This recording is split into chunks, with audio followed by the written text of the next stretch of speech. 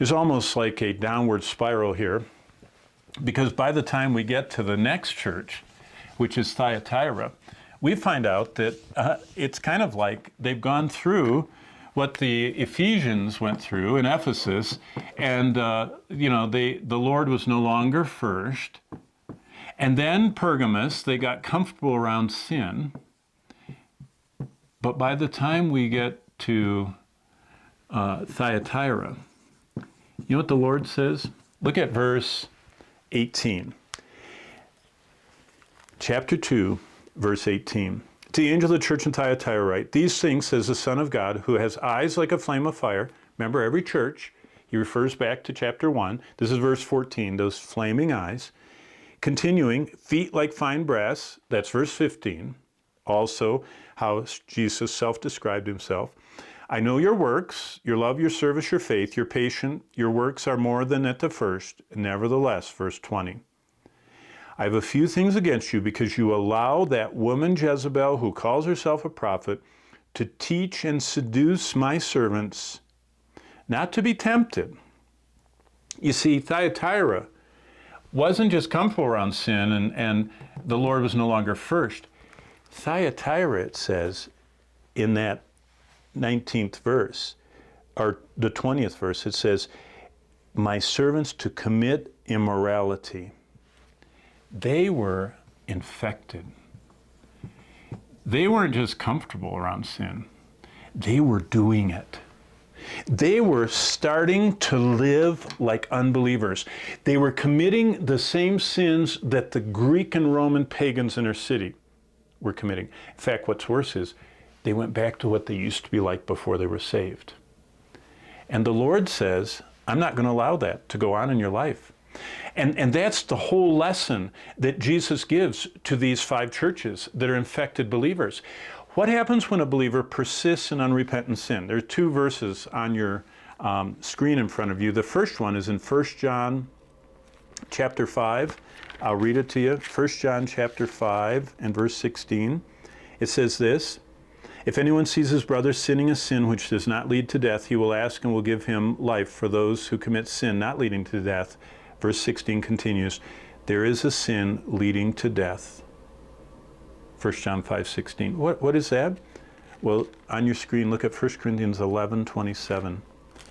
And I'll answer the question that is on the screen. What happens when a believer persists in unrepentant sin? I'll read you the answer. It's right here in 1 Corinthians 11, starting in verse 27. Therefore, whoever eats this bread and drinks this cup of the Lord in an unworthy manner will be guilty of the body and blood of Christ. Verse 28, let a man examine himself, and so let him eat of the bread. What is this about? This is communion.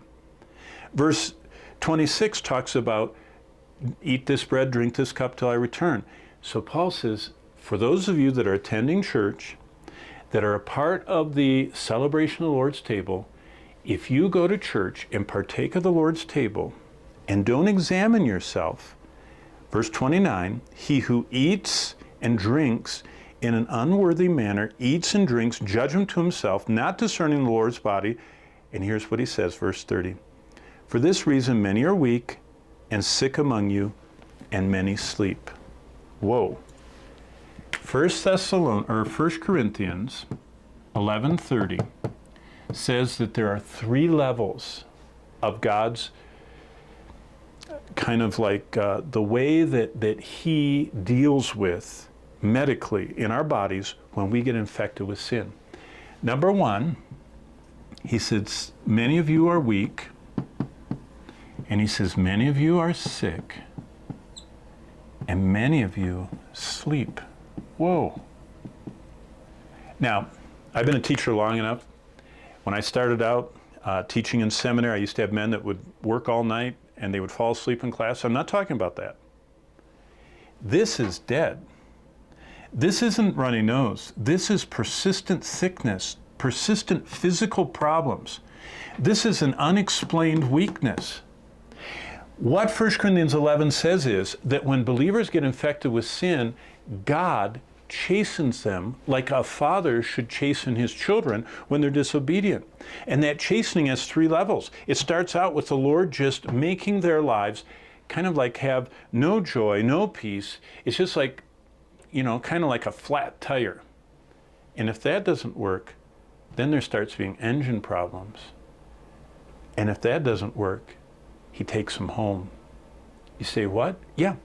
It says in 1 John 5, it says right here, that any believer, and it says right here in Revelation chapter 2, that any believer that persists in sin, unrepentant, persistent sin, the Lord will chasten to the point of weakness, sickness, and untimely death. That's called chastening. And that's why John in chapter 1 falls on his face like a dead man. He hadn't seen that anger that Jesus had when we as believers get infected with sin. Now, it doesn't mean we're supposed to be sinless, but it means we're supposed to be washing our hands like we are right now in this time of being careful, wearing our mask, avoiding coughing people, avoiding anywhere where we would get exposed. We don't want to get infected. That's the attitude of health as a believer. They've lost that desire.